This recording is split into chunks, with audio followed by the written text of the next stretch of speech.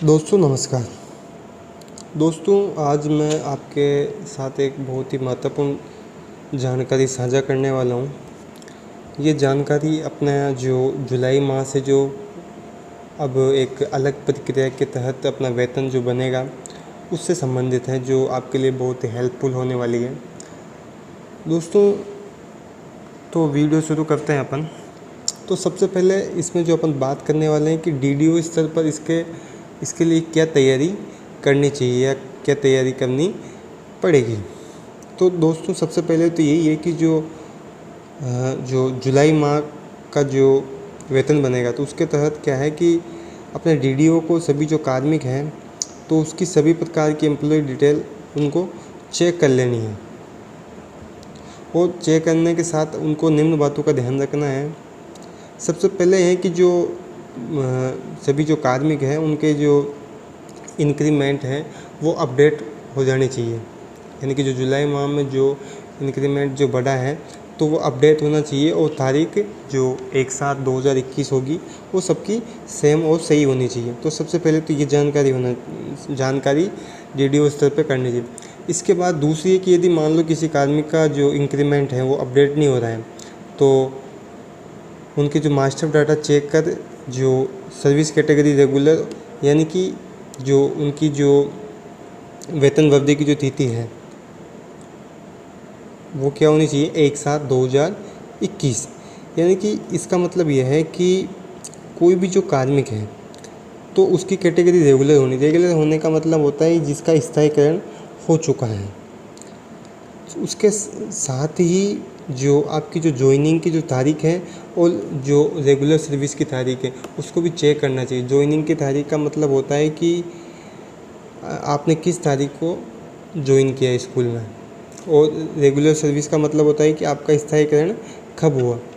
तो ये जो दोनों तारीख हैं तो इसमें फिक्स 2 साल का अंतर होना चाहिए। तो सबसे पहले ये तारीख डेट चेक करनी चाहिए। इसके अलावा जो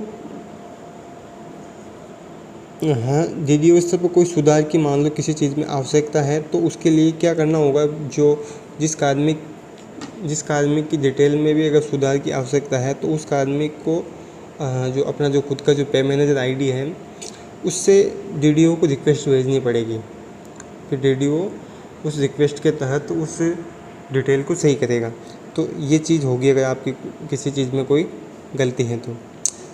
दूसरा ये है कि कोई भी जो कार्मिक है जो इनकम टैक्स कटौती होती है, जीपीएफ कटौती होती है तो उसकी जो रिक्वेस्ट है वो भी मतलब उसको भी अपडेट करना है तो उसकी रिक्वेस्ट भी आपको अपनी पर्सनल पे मैनेजर आईडी से डीडीओ लेवल पर भेजनी है और डीडीओ फिर उसको क्या करेगा, अप्रूव करेगा।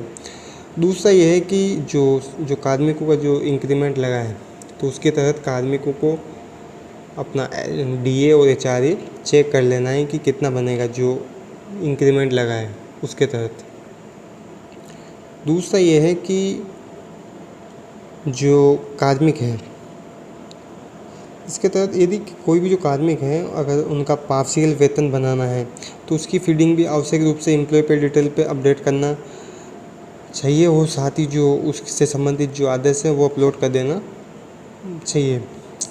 इसके अलावा जितने भी सारे मान लो किसी का कोई वेतन नहीं बन रहा या मान लो कोई कार्मिक है वो सेवानिवृत्त हो चुका है तो उसकी सैलरी अवश्य स्टॉप कर देनी चाहिए।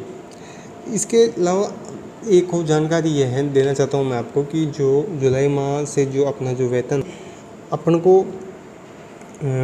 कोई भी जो गलती है मान लो अपनी जानकारी में पे मैनेजर पे तो उसको डीडीओ लेवल पे फॉरवर्ड करनी है और डीडीओ लेवल से फिर ये ऑटोमेटिक बनेगा बिल। ऑटोमेटिक डीडीओ अपने सीबीओ और फिर सीबीओ से ट्रेजरी ऑफिस और ट्रेजरी से जहाँ से जो फाइनल बिल बनेगा तो वहाँ पे क्या होगा, सब चीज़ें क्या होगी ऑनलाइन जाएगी और ऑनलाइन ही अब अपना वेतन बनने वाला है।